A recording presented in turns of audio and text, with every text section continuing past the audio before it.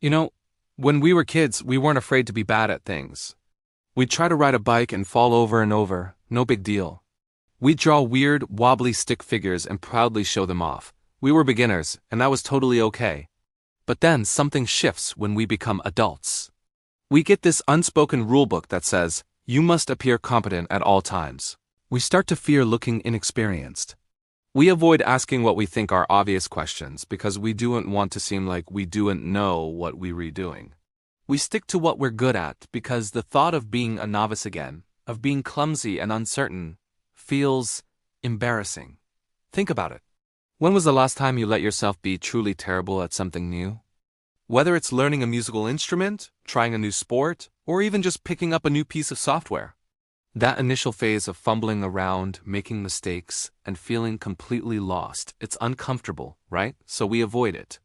We build our lives around our areas of expertise, creating a safe, predictable world where we always have the answers.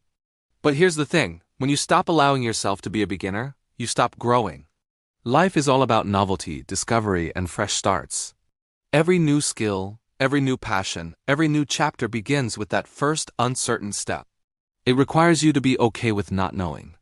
It demands that you ask those silly questions. It forces you to embrace the feeling of being bad at something before you can get good.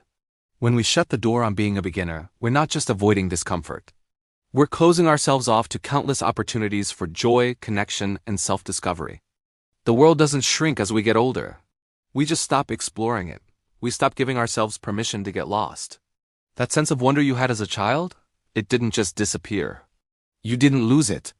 You just lost the permission you once gave yourself to be a beginner, to learn, to fail, and to try again. So maybe it's time to give yourself that permission back. Pick up that guitar that's been collecting dust. Sign up for that pottery class you've been eyeing. Ask the question you've been too afraid to ask at work. Allow yourself to be clumsy. Allow yourself to be a novice.